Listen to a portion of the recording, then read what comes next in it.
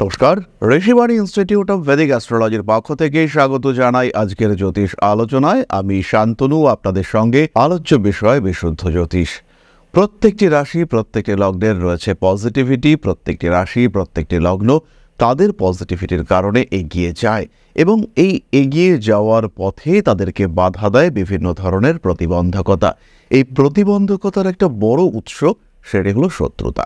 আবার শত্রুতা দুই ধরনের হয়ে থাকে, একটি বাহ্যিক এবং দ্বিতীয়টি আভ্যন্তরীণ।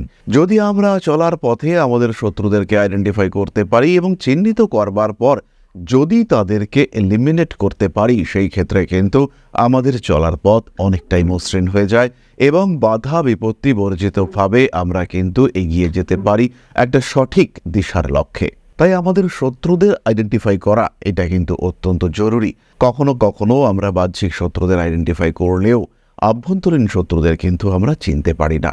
যাই হোক না কেন, এই বাহ্যিক এবং আভ্যন্তরীণ শত্রু, তার সঙ্গে ধনুরাশির রকম সকম, সেগুলো নিয়েই আমরা আজকে আলোচনা করব। প্রথমেই বলি, ধনু কালপুরুষের নবম রাশি এবং বৃহস্পতির দ্বারা প্রভাবিত অগ্নিতত্ত্বের দত্তক প্রকৃতির এই রাশি। অত্যন্ত নলেজেবল এবং চিন্তাশীল, পড়তে ভালোবাসেন এই ধনুরাশি বা লগ্নের মানুষরা।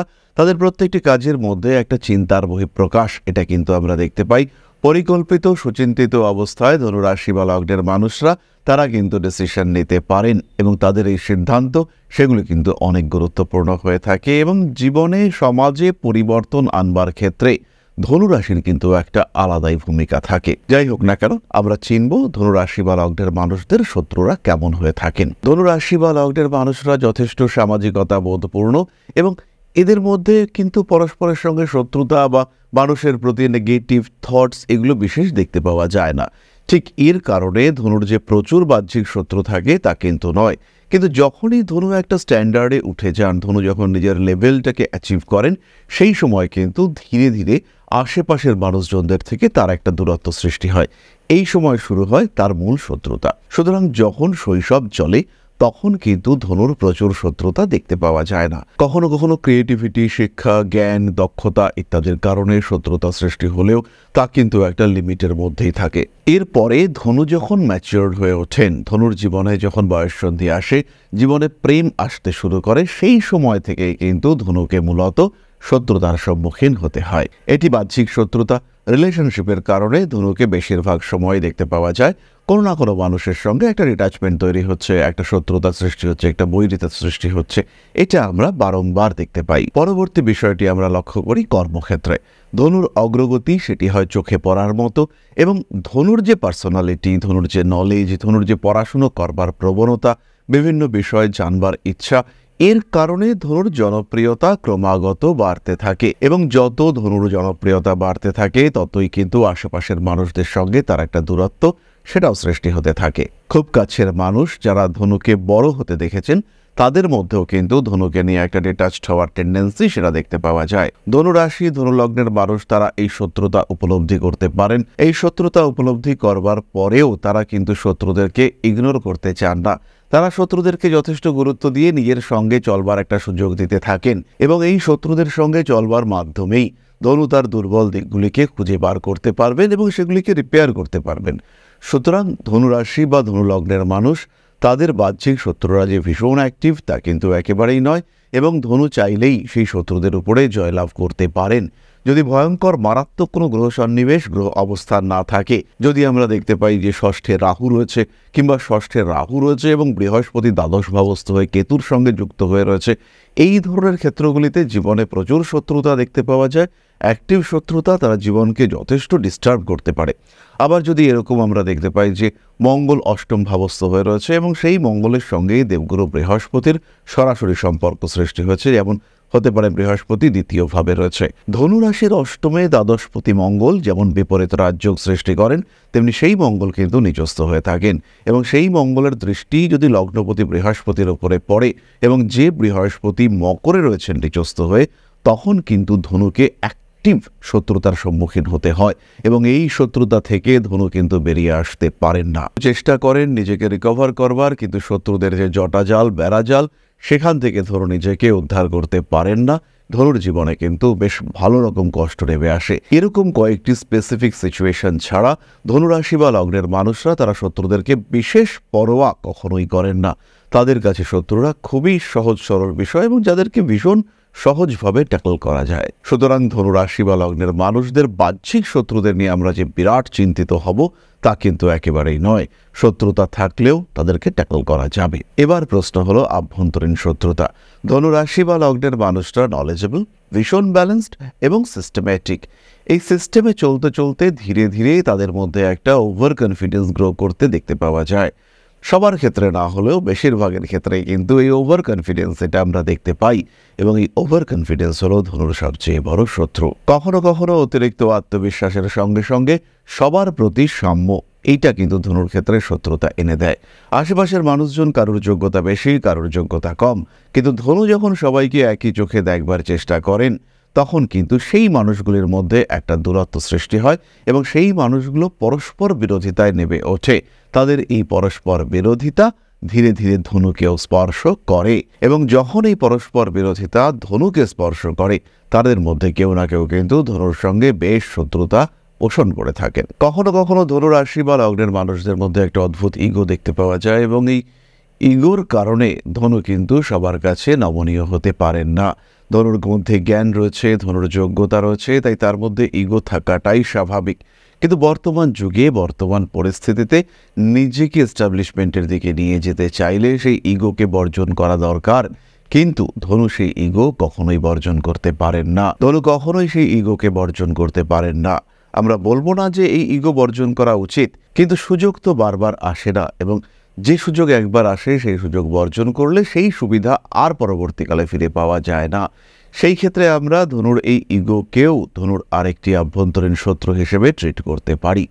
আরও একটি বিষয় রয়েছে, সেটা মহানতা। সেটাকে শত্রুতা বলা উচিত নয়, কিন্তু অনেক সময় ধনু এই মহানতার কারণে পিছিয়ে পড়েন। সেটি হলো অতিরিক্ত ত্যাগ করবার মানসিকতা। ধনু পারিপার্শ্বিক কিংবা সামাজিক প্রয়োজনে নিজের সবটুকু ত্যাগ করতে পারেন, বর্জন করতে পারেন এবং এই ত্যাগের কারণে ধনু কিন্তু বারে বারেই জীবনে বঞ্চিত হয়ে থাকেন। সুতরাং ধনুরাশি বা লগ্নের মানুষদের আভ্যন্তরীণ এবং বাহ্যিক শত্রুরা কেমন হয়ে থাকে তাদেরকে আমরা আইডেন্টিফাই করতে পারলাম। এবার প্রশ্ন হলো, এই ধরনের শত্রুতাগুলি যদি ভীষণভাবে অ্যাক্টিভ হয়ে ওঠে এবং শত্রুরা বাহ্যিক দিক থেকে যদি ভীষণভাবে ডিস্টার্ব করতে শুরু করে তাহলে ধনু কি করতে পারেন? সেই ক্ষেত্রে প্রথম উপায়টি হলো মা বগলামুখীর স্তোত্র পাঠ। ধনুরাশি বা লগ্নের মানুষরা যারা দীক্ষিত তারা বগলামুখীর বীজ মন্ত্রও পাঠ করতে পারেন। এছাড়া ধনুরাশি বা লগ্নের মানুষদের জন্য একটি অ্যাক্টিভ এবং খুব সহজ টোটকা সেটি আপনাদের সঙ্গে শেয়ার করতে পারি। সেটি হলো আখের যে শাখা কিংবা আখের যে পাতা, সেই পাতা সংগ্রহ করে একদম সবুজ পাতা সেটিকে নিজের 4 আঙ্গুল মাপের কয়েকটি ছোট ছোট টুকরো কেটে নিতে হবে। সেই টুকরোর মধ্যে কালো কালির দ্বারা, যদি পসিবল হয় সেই ক্ষেত্রে ভূষো কালি দিয়ে, অর্থাৎ যেটাকে আমরা বলে থাকি ঝুল, সেই ভূষো কালি দিয়ে শত্রুদের নাম লিখতে হবে এবং প্রবাহিতে সেই পাতাগুলি ছেড়ে দিতে হবে। পরপর 7 দিন এই নামগুলি লিখে পাতাগুলি প্রবাহিতে ছেড়ে দেওয়া, এটি কিন্তু ধীরে ধীরে আপনার জীবন থেকে শত্রুদেরকে সরিয়ে দেবে। এটাও পসিবল হতে পারে যারা আপনার শত্রু ছিলেন তারা ধীরে ধীরে আপনার প্রয়োজনীয়তা, আপনার গুরুত্ব জীবনে উপলব্ধি করতে পারবেন এবং আপনি যে তাদের জন্য হার্মফুল নন সেই বিষয়টি তারা বুঝতে পারবেন। এর সঙ্গে সঙ্গে যদি নিজের ইগো, নিজের ক্রোধ ইত্যাদি আভ্যন্তরীণ শত্রুর কারণে বাহ্যিক শত্রুতা সৃষ্টি হয়, সেই ক্ষেত্রে অবশ্যই আমরা যে কাজটি করতে পারি, প্রত্যেক দিন নিজের কোড়ে আঙ্গুলের প্রথম করের অর্ধেক সাইজ, সেই সাইজের একটি কাঁচা হলুদ এবং 1 খণ্ড লবঙ্গ সেটি মুখের মধ্যে চিবোতে পারি। সকালবেলা রস এবং স্বাদ এই দুটি আস্বাদন করবার পরে সেটিকে আমরা ফেলে দেব। এর ফলে কিন্তু ধীরে ধীরে আমাদের মনের বাহ্যিক এবং আভ্যন্তরীণ শত্রুতার অবসান ঘটতে দেখতে পাওয়া যাবে। সমস্ত রকম শত্রুতা থেকে আমরা নিজেদেরকে মুক্ত করতে পারবো। তাহলে এবার চলে আসা যাক আমাদের আলোচনার পরবর্তী পর্যায়ে, অর্থাৎ আপনাদের প্রশ্নে জ্যোতিষের উত্তর। তবে তার আগে ছোট্ট একটি অনুরোধ আপনাদের কাছে। আশা করি পরমপিতার আশীর্বাদে সবাই খুব ভালো আছেন। জীবনে চলার পথে বিভিন্ন সময় বিভিন্ন ক্ষেত্রে আমরা প্রত্যেকেই কিছু না কিছু জনহিতকর কার্য করে থাকি। রাস্তায় যদি একজন মানুষ এসে আমাদের কাছে সাহায্য চায়, আমরা যতটুকু সম্ভব তাকে সাহায্য করবার চেষ্টা করি। কখনো কিছু অর্থের বিনিময়ে, কখনো তাকে কিছু খাদ্য সামগ্রী কিনে দিয়ে, কখনো গাছের জল দিয়ে, কখনো পাড়ার রাস্তার কুকুরটিকে খেতে দিয়ে আমরা সমাজের উন্নতি করবার চেষ্টা করি। আমরা সমাজের প্রতি আমাদের সামাজিক দায়বদ্ধতা পালন করবার চেষ্টা করি, কারণ প্রত্যেকেই আমরা মানুষ, প্রত্যেকের মধ্যেই রয়েছে মনুষ্যত্ব, প্রত্যেকেই আমরা অপরকে সাহায্য করবার জন্য অল্প বিস্তর দায়বদ্ধ। এই ভাবনা নিয়েই অধ্যাত্ম, সেবা এবং প্রকৃতি পূজনের ব্রতী হয়েছে আমরা। আপনাদের সহযোগিতায় গঠন হয়েছে পরম ব্রহ্ম মিলন মঠ ও সেবাশ্রম। দীর্ঘদিন ধরেই, প্রায় বিগত 3 বছর ধরে বিভিন্ন সময়ে, বিভিন্ন অবস্থায়, বিভিন্ন পরিস্থিতিতে মানুষের পাশে গিয়ে আমরা দাঁড়িয়েছি। মানুষের পাশে যতটা সম্ভব সাহায্য করবার চেষ্টা আমরা করেছি আমাদের ক্ষুদ্র সামর্থ্যে। বারংবার আমরা পেয়েছি আপনাদের সাহচর্য, বারংবার আপনারা বাড়িয়ে দিয়েছেন আপনাদের সহযোগিতার হাত। তাই আরও একবার আপনাদের সামনে আজ আমি আবার এসেছি পরবর্তী কর্মসূচিকে বাস্তবায়িত করবার জন্য। বিগত দিনগুলিতে বিভিন্ন সময়ে আমরা বিভিন্ন ক্ষেত্রে ডোনেশন কর্মসূচি করেছি। আমরা শীতকালে কম্বল বিতরণ করেছি, মোজা, চটি বিতরণ করেছি, মশারি বিতরণ করেছি ডেঙ্গুর সময়, করোনার সময় খাদ্য সামগ্রী বিতরণ করেছি আমরা। তার সঙ্গে সঙ্গে ছোট ছোট শিশুদের পড়াশুনো এগিয়ে যাওয়ার জন্য সারা বছরের সমস্ত শিক্ষা উপকরণ আমরা বিতরণ করেছি। তাদের সঙ্গে আমরা সময় কাটিয়েছি। এদের শিক্ষার ক্ষেত্রে যাতে ডেভেলপমেন্ট হয়, তাই বেশ কিছু এলাকায় আমরা সম্পূর্ণ বিনামূল্য কোচিং সেন্টার পরিচালনা করছি। এবং বিশেষ বিষয়টি হলো যে প্রত্যেকটি ক্ষেত্রেই আপনারা কিন্তু প্রত্যক্ষ বা পরোক্ষভাবে আমাদের সঙ্গে আছেন। এই কর্মসূচিগুলিকে সঠিকভাবে এগিয়ে নিয়ে যাওয়ার জন্য এবার প্রয়োজন হয়ে পড়েছে একটি পরিকাঠামো, একটি সুগঠিত আশ্রমের, যেখানে বেশ কিছু মানুষ আশ্রয় পাবে, যেখানে বেশ কিছু বৃদ্ধ বৃদ্ধা তাদের দিনগুলিকে আরেকটু খুশির মধ্যে নিয়ে আসতে পারবেন, যেখানে বেশ কিছু অসহায় শিশু তাদের অভিভাবক খুঁজে পাবে, যেখানে বেশ কিছু নিষ্পাপ প্রাণ বিকশিত হওয়ার সুযোগ পাবে, যেখানে বেশ কিছু নিষ্পাপ প্রাণী তারা তাদের আশ্রয় খুঁজে পাবে। এই আশ্রম পরিকল্পনার জন্য, তার পরিকাঠামো নির্মাণের জন্য আমরা একটি জায়গা সিলেক্ট করেছি।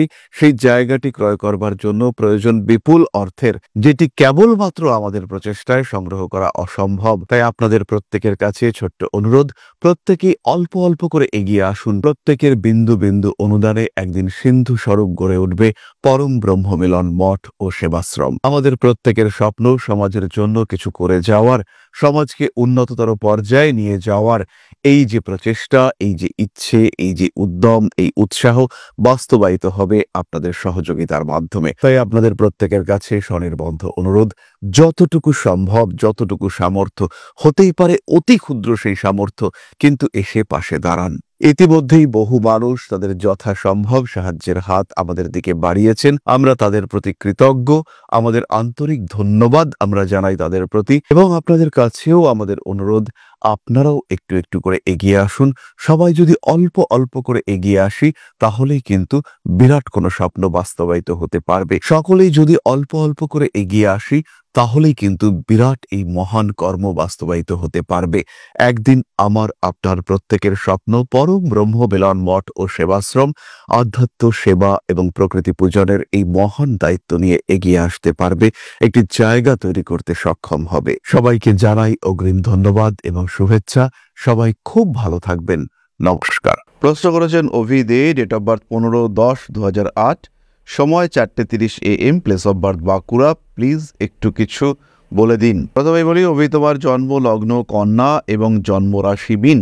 লগ্নে রবি এবং বুধ রয়েছে, যথেষ্ট বুদ্ধিমান, কিন্তু একাদশ ভাব কেতুযুক্ত হওয়ার জন্য সাকসেস রেট যথেষ্টই কম। পড়াশোনার ক্ষেত্রে এই মুহূর্তে মনোনিবেশ করতে হবে। রিলেশনশিপের একটা সম্ভাবনা রয়েছে, কিন্তু সেই রিলেশনশিপ কিন্তু তোমার জন্য স্টেবল বা টেকসই নয়। তাই এর জন্য বেশি সময় নষ্ট করা সেটা কিন্তু ভয়ঙ্কর ভুল হবে। আরেকটি বিষয় বলে রাখি, তোমার থার্ড হাউসে যেহেতু শুক্র জলরাশিগত হয়ে রয়েছে, তাই এর কারণে তোমার ক্রিয়েটিভিটি অনেক অনেক বেটার। তুমি একটা ইউটিউব চ্যানেল স্টার্ট করতে পারো এবং পঞ্চমে রাহু থাকার জন্য সেখানে সাকসেস রেট কিন্তু অনেক অনেক বেশি হবে। নিজের উপরে নিয়ন্ত্রণ রাখতে হবে, পড়াশোনার মাত্রা সেটাকেও বাড়াতে হবে। জীবনে যথেষ্ট উন্নতির সম্ভাবনা রয়েছে, নিশ্চিন্তে থাকা যায়। তাহলে আজকের আলোচনা আমরা আর দীর্ঘায়িত করব না। সবাই সুস্থ থাকুন, ভালো থাকুন। মা শ্রী আদিশক্তির আশীর্বাদে আরও আরও আরও সমৃদ্ধ হয়ে উঠুক আপনাদের জীবন। জয় মা আদি শক্তি। নমস্কার।